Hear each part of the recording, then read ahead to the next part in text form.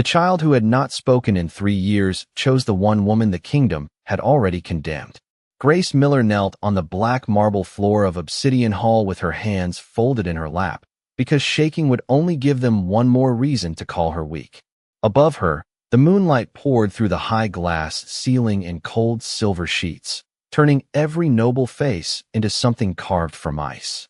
She could feel their eyes on her old gray dress, on the loose strands of pale hair stuck to her cheek, on the faint mark left by the pack that had rejected her. To them, she was not a woman. She was a mistake that had wandered too close to royal blood.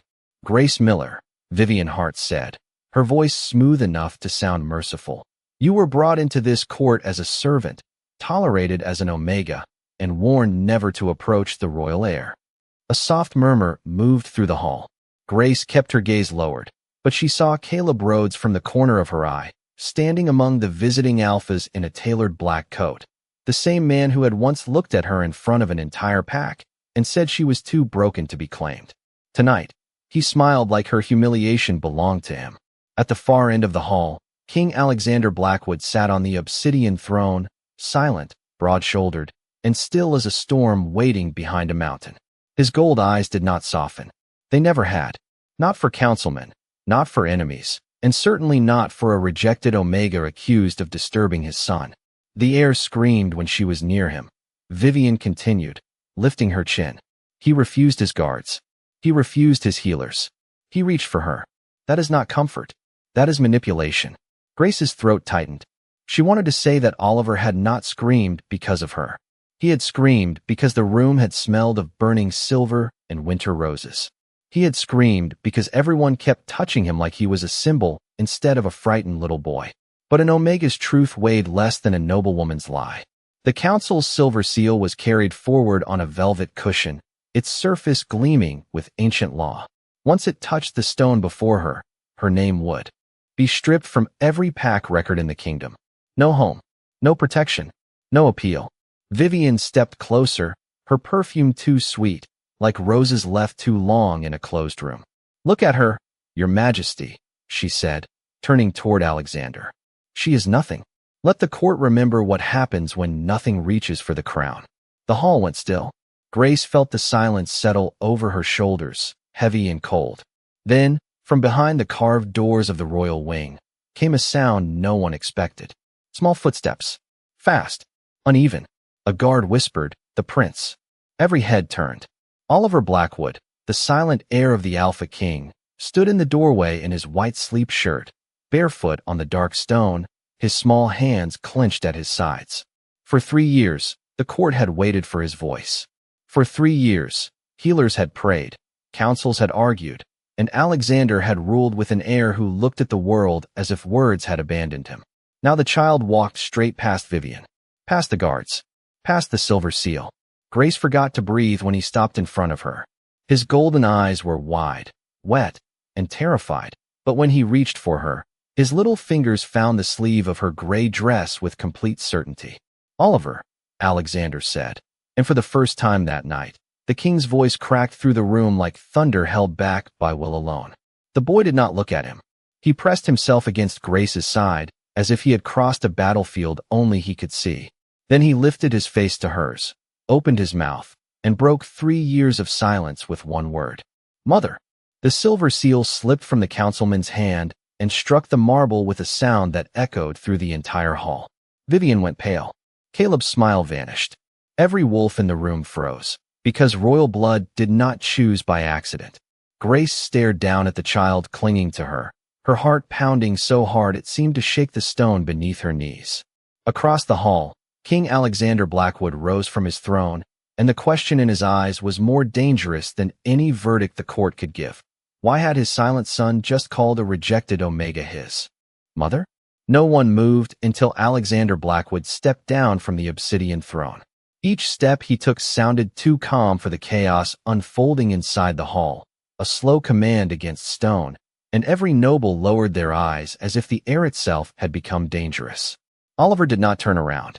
The little prince stayed pressed against Grace Miller's side, his small fingers locked into her sleeve with a strength that made her chest ache.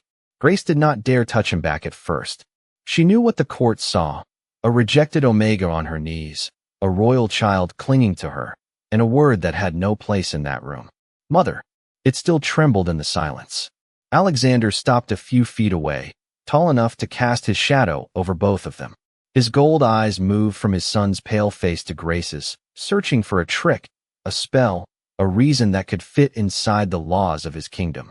Oliver, he said again, quieter this time. The boy flinched, not from fear of his father, but from the weight of too many eyes, too much marble, too many whispers gathering like cold rain.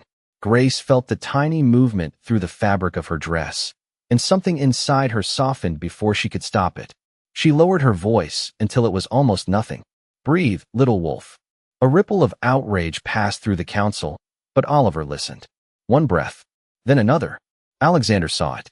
So did Vivian Hart, whose perfect face tightened as if Grace had stolen something in front of the entire kingdom.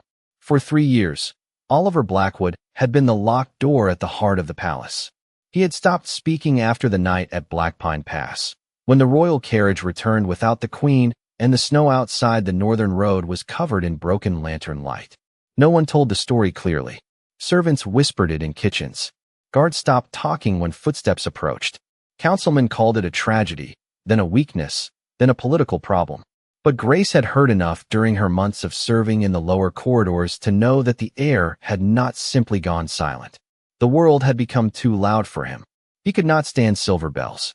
He hid from winter roses. He pushed away healers who smelled of bitter tonics and old fear. He refused velvet jackets, formal shoes, and the heavy crown-shaped pin they tried to fasten near his collar for ceremonies.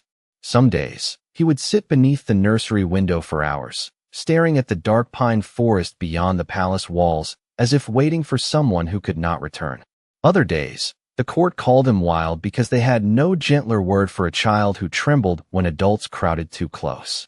Vivian had used that fear beautifully. She had stood beside Alexander at council meetings and said the kingdom needed a Luna who could restore order. She had worn soft colors, spoken in soft tones, and looked at Oliver like he was a cracked heirloom she intended to polish until it obeyed. Yet now, in front of everyone, the prince had walked past her without seeing her at all. He had walked to Grace, a servant, an Omega, a woman with no title, no family protection, and no reason to be chosen. Take him back to the royal wing, Vivian said, too quickly. Oliver's grip tightened. Grace felt him begin to shake again. Without thinking, she lifted her hand and held it near him, not touching, only offering. You can let go when you are ready, she whispered. Oliver looked up at her with those ancient golden eyes, far too haunted for a 5-year-old child. Then he placed his small hand in hers. Across the hall, Alexander's expression changed by the smallest degree, but Grace saw it. The king was no longer only angry. He was afraid of the question his son had just answered before anyone had dared to ask it. By midnight, Grace Miller no longer belonged to the lower servants' quarters, but she was not free either. 2 royal guards escorted her through the western corridor with Oliver Blackwood walking between them, his small hand still wrapped around 2 of her fingers as if the entire palace might swallow him if he let go. No one called her a guest. No one called her innocent. The council's decision followed behind her like a cold chain. She would remain inside the royal wing for 3 days under observation, and if the air worsened, the punishment delayed in Obsidian Hall would return with sharper certainty. Grace understood the meaning beneath their polished words.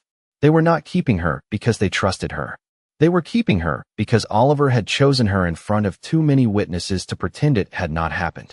The royal nursery was larger than the entire cabin she had once shared with her mother, all moonlit windows, carved oak shelves, folded blankets, and silent toys arranged with the careful sadness of things no child had touched in years. Oliver paused at the doorway. His breathing changed. Not loud, not dramatic, just a tiny break in the rhythm, like a bird striking glass. A healer stepped forward with a silver tray of calming tonic, and the boy drew back so fast his shoulder brushed Grace's skirt. Stop, Grace said before she remembered she was speaking in front of kings and councilmen. The room went still. The healer stiffened. Vivian Hart, who had followed them with her perfect composure restored, tilted her head. The Omega gives orders now. Grace swallowed, but she did not lower her eyes. The tray smells like the hall. Alexander stood near the fireplace, one hand resting on the carved mantle, his expression unreadable. Explain. Grace looked at the tonic, then at Oliver's white-knuckled hands. Metal polish. Bitter herbs. Too many people standing too close. He is not refusing help because he is spoiled. He is trying to get away from everything that reminds him of fear.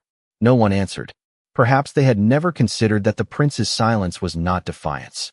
Perhaps it was easier to call a frightened child broken than admit they had been frightening him for years. Grace crouched several feet away from Oliver, keeping her movements slow.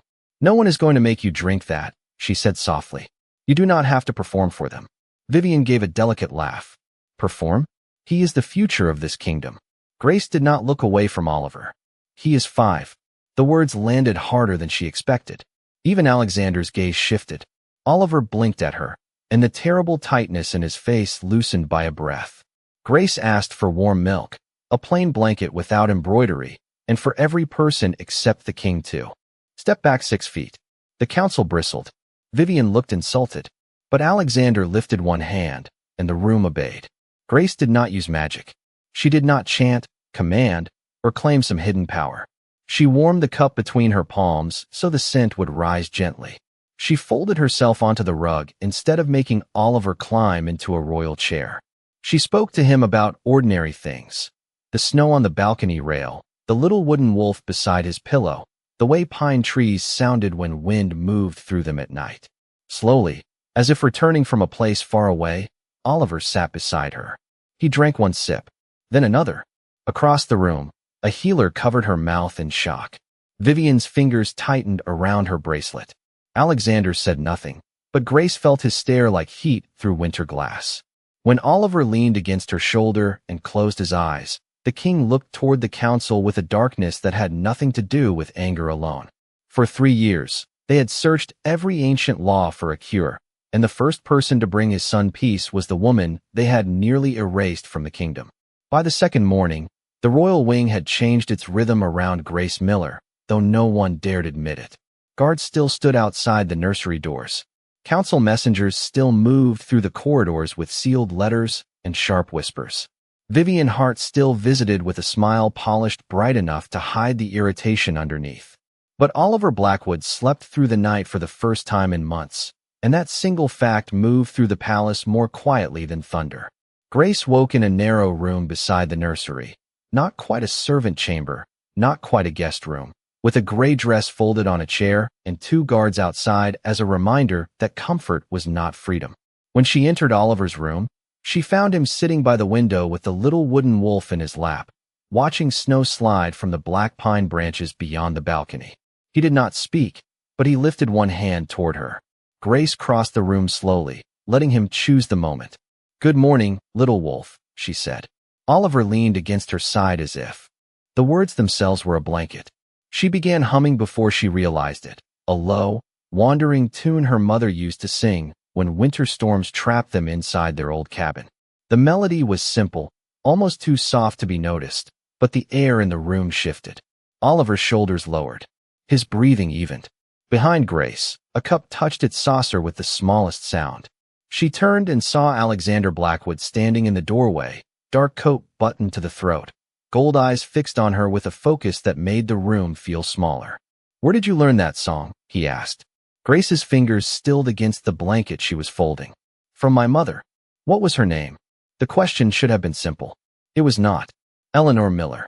Alexander's expression did not change, but something in his silence sharpened. "And your father?" Grace looked down. "I never knew him." Vivian's voice drifted from the hall before she appeared, smooth as frost over glass. "Many Omegas have incomplete family records, Your Majesty." It hardly makes her mysterious. But Alexander did not look at Vivian. He looked at Oliver, whose small hand had curled around Grace's wrist, resting over the place where a faint crescent-shaped mark had always hidden beneath her sleeve. The mark warmed for one breath, no brighter than moonlight under skin, and then faded. Grace pulled her sleeve down quickly, but not before the king saw. By noon, Alexander had sent for the old pack registries. By afternoon, 3 archivists stood trembling in his private study while leather-bound records lay open across the table. Grace had not been invited, but she stood just outside the nursery when the study door opened, and voices carried through the corridor like secrets trying to escape. "There is no verified birth record," Marcus Reed said, the king's beta speaking low. "No father listed. No midwife signature. Her transfer into Red Creek Pack was filed when she was around 6 years old, but the earlier pages are sealed." "By whose authority?" Alexander asked. Paper shifted. A long pause followed. "Royal authority, Your Majesty." The corridor seemed to tilt beneath Grace's feet. She pressed one hand to the wall. Royal authority? She had spent her life being told she was unwanted, unremarkable, barely worth the food she ate. Why would the crown have touched her name before she was old enough to remember it? The study door opened wider. Alexander stood there with a single folded page in his hand. For the first time since she had seen him on the throne, he did not look like a king certain of every law beneath his feet. He looked like a man who had found a warning buried inside his own house. Grace tried to speak, but Oliver stepped out from behind her and made a small sound. Not a word, only a breath shaped by fear. Alexander looked at the page again. Grace saw the black seal stamped across the bottom, cracked with age. She saw the old command written in a hand that did not belong to any pack she knew. "Do not bring her near the royal heir." Vivian appeared at the far end of the corridor, her rose-colored dress still as a wound against the pale stone. Her eyes flicked to the paper, then to Grace, and for one unguarded second, the perfect calm vanished from her face. Grace understood then with a chill deeper than winter. Someone had known about her long before Oliver ever reached for her, and whatever they had tried to prevent had already begun. The warning in the old registry did not stay buried for long. By sunset, every important corridor in the palace carried a different version of Grace Miller's name, each one colder than the last. Some said she had tricked the prince with forbidden blood. Some said her mother had served a vanished Luna line. Some said King Alexander had lost judgment because his silent son had clung to an Omega in front of the court.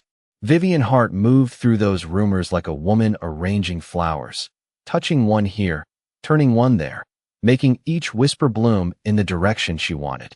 The next evening, she announced the Mother's Vigil, a solemn ceremony held every year for the late queen who had died at Black Pine Pass. It should have been private. It should have belonged to Oliver and his father. Instead, Vivian filled Obsidian Hall with noble families, council witnesses, visiting alphas, and every woman who hoped to stand beside the throne. White candles lined the black marble in long, trembling rows. Winter roses hung from silver bowls. A portrait of Oliver's mother stood beneath a veil of pale silk, beautiful and distant, her painted eyes watching the room with a sadness no artist could soften. Grace had been ordered to remain in the side corridor with the servants. But when Oliver refused to enter without her, the council made her stand at the edge of the ceremony like a stain they could not scrub away. Vivian wore soft ivory and spoke of loyalty, sacrifice, and the sacred place of a true Luna. Every word sounded respectful. Every glance she gave Grace was not. Then Caleb Rhodes stepped forward from the visiting pack delegation, his dark suit flawless, his smile gentle enough to seem kind to anyone who did not know what cruelty looked like when it wore manners. "Some of us remember Grace from Red Creek," he said, his voice carrying easily through the hall. "She was always quiet, always fragile, always searching for a place to belong. I rejected her not out of malice, but because an alpha must protect his pack from weakness." A few nobles lowered their eyes as if pitying him. Grace felt the old shame try to rise inside her, familiar as cold water in the lungs. She had heard those words before. Different room, same judgment. Caleb turned toward Alexander with practiced sorrow. "Your Majesty, a lonely Omega may mistake a child's fear for affection. She may even convince herself she has been chosen." Oliver stood beside his father beneath the candlelight, small and rigid in a dark ceremonial coat. At first, he only stared at the floor. Then the scent of winter roses thickened. Silver bowls warmed near the candles. Whispers pressed against the walls. Grace saw his fingers curl, saw his shoulders tighten, saw his breath catch in tiny, uneven pieces. Vivian kept speaking, her voice smooth, but her eyes flicked toward Oliver with cruel patience. She had not planned only to humiliate Grace. She had planned for Oliver to unravel while Grace stood helpless in front of everyone. Grace stepped forward before permission could stop her. A guard moved, but Alexander lifted one hand without looking. away from his son. The guard froze. Grace crossed the marble slowly, feeling every stair cut into her old gray dress. She did not defend herself. She did not answer Caleb. She did not tell the nobles that they were wrong. She knelt several feet from Oliver and placed her palm over her own heart. "You do not have to be strong with me," she said softly. Oliver looked at her, his golden eyes bright with panic he was trying so hard to hide. "You do not have to be a prince right now. You can just be Oliver." The room seemed to hold its breath. His small mouth trembled. His hand lifted, then stopped, as if he expected the entire court to punish him for needing comfort. Grace began to hum the old lullaby, low enough that it felt less like music than warmth returning to a frozen room. Oliver took one step toward her, then another. When he reached her, he folded himself against her shoulder, and the terrible tightness in his body loosened. Around them, the candles flickered as if the palace itself had exhaled. Vivian's face remained beautiful, but her eyes hardened. Caleb looked away first. Grace felt Alexander approach before she saw him, the air changing with the weight of his presence. He stopped beside her, not touching, not speaking, but when Grace looked up, she saw something new in the Alpha King's face. Not suspicion, not calculation. Fury, quiet and controlled, not for the throne, not for the law, but for the woman his court had tried to break while his son watched. After the mother's vigil, Alexander Blackwood closed the royal wing to everyone except his beta, the chief healer, 2 guards, Grace, and Oliver. The order fell over the palace like iron gates shutting at midnight. Vivian was not pleased, but she smiled when she left, and that frightened Grace more than open anger ever could. For one quiet hour, Oliver seemed calmer. He sat on the nursery rug with a box of charcoal sticks and thick drawing paper while snow brushed against the balcony doors in soft, restless waves. Grace stayed nearby, repairing a loose seam on his small coat, pretending not to watch him too closely. Children knew when adults studied them like evidence. Oliver did not need another person turning his pain into a case file. He needed space. He needed warmth. He needed someone to believe that silence could still speak. Alexander stood near the window with Marcus Reed, reviewing the sealed registry page again, but his attention kept drifting back to his son. Grace noticed how the king softened only when he thought no one could see it. His shoulders remained straight. His face remained controlled. Yet whenever Oliver shifted, Alexander's gaze followed with a quiet ache that no crown could hide. Then the charcoal snapped. Oliver froze. Grace looked up. The little prince stared at the broken piece in his hand as if it had become something else. His breathing shortened. Before anyone could move toward him, Grace set the coat aside and lowered herself onto the rug several feet away. "It is only charcoal," she said gently. "You are safe here." Oliver did not answer. He began drawing faster, his small hand moving across the paper in hard, urgent lines. A road between black pine trees. A carriage lantern tipped sideways. Snow falling in sharp strokes. A silver bell hanging from a ribbon. A woman's outline beneath a veil of winter roses. Grace's skin went cold. Not because the picture was frightening, but because it was specific. Too specific for a nightmare that adults had dismissed as confusion. Oliver drew another figure near the trees, tall and narrow, with a dress marked by rose-shaped shadows. Then he pressed the charcoal so hard the paper wrinkled beneath his hand. Vivian. Grace did not say the name aloud, but the thought passed through her like a crack across frozen glass. Alexander crossed the room in 2 strides and stopped behind her. The air changed. Marcus went silent. The healer whispered a prayer under her breath. Oliver pointed to the silver bell, then to his own throat. He swallowed, struggling against a memory that had lived inside him without words for 3 years. Grace placed her hand over her heart, the way she had taught him. "One breath at a time," she murmured. "You do not have to tell all of it at once." Oliver looked at her, then at the king. His lips parted. For a moment, only air came out. Then he whispered, "Roses." The word was small, but it struck Alexander harder than shouting. Grace turned toward him. At the vigil, the bowls were heated. The scent grew stronger when he started to panic. The same scent is in the drawing. Marcus reached for the paper, careful not to touch Oliver. "Your Majesty, winter roses were found near Black Pine Pass after the attack, but the report called them ceremonial remnants from the Queen's cloak." Alexander's jaw tightened. "Who wrote that report?" Marcus did not answer quickly enough. The silence became an accusation. Grace looked back at the drawing, and pieces began to settle into place with terrible clarity. The roses, the bell, the sealed warning in her file. Vivian's fear when Alexander found the registry. This had never been only about replacing a lost queen.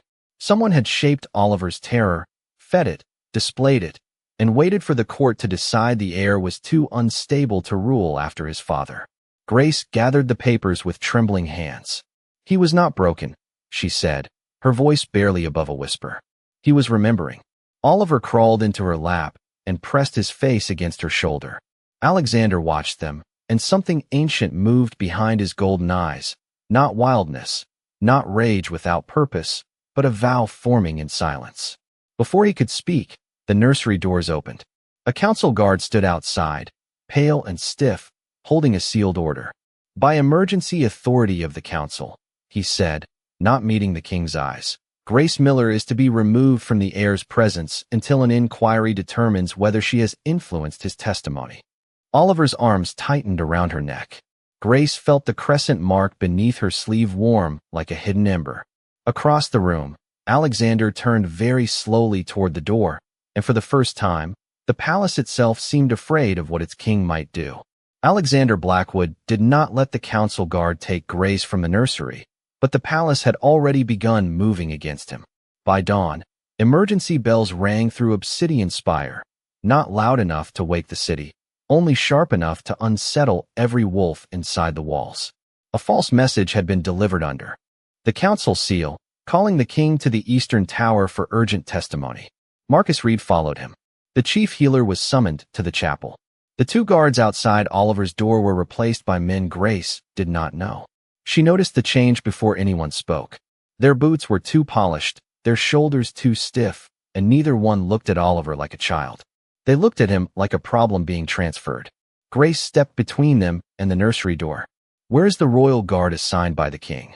One of the men smiled without warmth. "The heir is being moved to a secure room until the inquiry is complete." Oliver, who had been sitting at his little desk with the charcoal drawing folded beneath his hand, turned pale. Grace felt it before she understood it. A sudden pull beneath her ribs, thin and urgent, as if someone had tied a thread from her heart to his. The old crescent mark under her sleeve warmed. Not bright, not visible, but alive. "No," she said. The guard's smile faded. "That is not your decision." Grace looked at Oliver, and the boy's golden eyes filled with the same silent terror she had seen in the drawing of Blackpine Pass. He did not cry. That was what broke her most. He simply stood very still, as if he had learned that fear made adults more determined to control him. "Oliver," she whispered, "look at me." He tried. The guard stepped forward. The room tilted into cold motion. A servant entered with a tray, blocking Grace's path for only a second, but it was enough. When she turned again, Oliver was being guided into the corridor, his small hand reaching back for her without a sound. The door closed between them. For one breath, Grace could not move. Then the pull inside her chest tightened so sharply that she gasped. It did not lead toward the Eastern Tower. It led down, beneath the royal wing, beneath the old chapel, toward the sealed lower halls where the palace kept rooms no child should ever have to see. Grace ran. She did not think about rank, orders, or punishment. She followed the bond through narrow stairways and service passages, past startled maids and cold stone arches, until the air changed from pine smoke and candle wax to something older, metallic, and wrong. At the end of the lower corridor stood Caleb Rhodes, holding a council document in one hand, as if paper could make cruelty look lawful. Beside him, Vivian Hart waited in a pale rose cloak, calm as a winter statue. Behind them, through a half-open door, Grace saw Oliver sitting on a cushioned bench inside a small silver-lined chamber, watched by two council attendants. He was unharmed, but his face had gone distant in the way Grace had come to fear most, as if his spirit had stepped backward into a memory and left only a quiet little body behind. Vivian turned, her expression almost tender. "You should not have followed him." Grace's hands trembled, but her voice did not. "You should not have taken him." Caleb laughed softly. "Still pretending you have a claim?" Grace looked past him to Oliver. The boy lifted his head, and for the first time, she heard him without sound. Not in her ears, Not in the room. Inside her heart. Grace. The name was small, broken, and full of trust. The crescent beneath her sleeve glowed under the fabric like moonlight trying to escape. Vivian saw it. Her smile disappeared. Grace stepped forward, and every instinct that had once told her to lower her eyes went silent. "I am not here because I have a claim," she said. "I am here because he called, and I answered." At the far end of the corridor, a deeper presence entered the air, heavy as an approaching storm. Caleb turned too late. Alexander Blackwood stood at the top of the stairs with Marcus beside him, his golden eyes fixed on the silver-lined room, then on Vivian, then on Grace standing between the heir and everyone who had tried to use him. The king spoke only once, but the lower hall seemed to bow around the words. "Step away from my son." The lower hall did not become loud when Alexander Blackwood arrived. It became silent in the way forests do before lightning splits the sky. Caleb Rhodes lowered the council document by an inch, and Vivian Hart's pale fingers tightened around the clasp of her rose cloak, but neither of them stepped aside fast enough. Oliver sat inside the silver-lined chamber, his little shoulders folded inward, his eyes fixed on Grace as if she were the only door left in the world. Grace felt the pull between them deepen, warm and aching beneath her ribs, not ownership, not magic shaped like command, but trust so pure it seemed older than law. Alexander crossed the corridor without raising his voice. "Open the room." One attendant fumbled with the latch. Vivian moved first, placing herself between the king and the chamber with a graceful desperation that almost looked like courage. "Your Majesty, think carefully. The court must see what she has done." The heir was stable until she came near him. Now he follows her voice, answers her presence, and rejects everyone else. That is not healing. That is influence. Grace looked at Oliver through the open doorway. His lips were pale, but he was watching her hand, watching the crescent mark glowing brighter beneath her sleeve.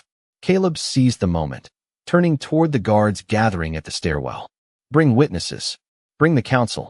Let the kingdom see whether the Alpha King protects his heir or the Omega who has bewitched him." The words traveled upward faster than footsteps. Within minutes, the accusation dragged them all back into Obsidian Hall, where the candles from the vigil still burned low and the nobles filled the gallery in a wave of silk, dark suits, and hungry fear. Grace stood in the center of the marble floor with two guards on either side, Oliver several yards away beside Alexander, and Vivian before the council like a wounded saint. She entered a restricted chamber, Vivian declared. She interfered with royal custody. She has placed herself between the heir and every lawful authority in this kingdom. Caleb stepped forward with solemn eyes. I saw her follow him. I saw the child respond to her before anyone gave permission. Red Creek rejected Grace Miller because there was always something wrong in her blood. A murmur swept the hall. Grace did not answer him. She had spent too many years trying to convince people who needed her small so they could feel strong. Instead, she looked at Oliver. The boy was trembling again, but this time his fear did not carry him backward. It carried him forward. He pulled free from the ceremonial aide holding his shoulder and walked into the open space before anyone could stop him. Alexander reached, then stopped himself, as if some instinct told him this choice had to belong to his son. Oliver crossed the marble to Grace. The crescent mark on her wrist brightened, spilling soft silver light through the fabric. Gasps rose from the gallery. Outside the tall glass windows, the wolves of the royal grounds began to gather in the snow, one by one, their pale shapes lining the courtyard beneath the moon. Oliver placed both hands over Grace's wrist. The mark answered him, not with fire, not with force, but with a gentle radiance that moved across the floor like moonlight over water. The chief healer stepped forward, her face drained of color. That is a Luna healer mark, she whispered. An old one. Vivian's composure cracked. Impossible. Oliver turned toward the court. His small voice shook, but it did not break. She did not steal me. Every noble froze. Grace covered her mouth, tears burning behind her eyes. Oliver lifted his chin, looking at Vivian, then Caleb, then the councilman who had called him unstable for 3 years. She found me when I was scared. She heard me when I had no words. She saved me. The wolves outside lowered themselves into the snow, not lying down, bowing. The sound that moved through the hall was not a whisper now. It was awe. Vivian stepped back, but Alexander's voice stopped her. No one moves. Oliver turned back to Grace, and the whole court watched the heir of the Alpha King take her hand in front of the throne, in front of the council, in front of every person who had tried to erase her. "She is my mother," he said, clear enough for the marble, the rafters, and the kingdom beyond the glass to hear. Grace bent to him, not as a queen claiming a crown, but as a woman answering a child who had reached for her in the dark. Alexander came to stand beside them, his shadow falling not over Grace, but around her like protection. When he looked at the council, his eyes held the cold certainty of a king who had finally seen the truth hidden inside his own court. Vivian had not feared Grace because she was dangerous. She had feared her because the royal bloodline had recognized her first. The wolves outside remained bowed in the snow until the last whisper in Obsidian Hall died. No one in the court dared pretend they had not seen the mark answer Oliver's touch. No one dared call it coincidence when the ancient Luna Healer light rested over Grace Miller's wrist like a moonbeam that had finally found its way home. Alexander Blackwood stood beside her and his son, not as a man caught between law and feeling anymore, but as a king who had discovered that the law itself had been used to hide a lie. He turned to Marcus Reed, and his voice carried through the hall without needing to rise. "Seal the council records. Detain every witness connected to the Blackpine report.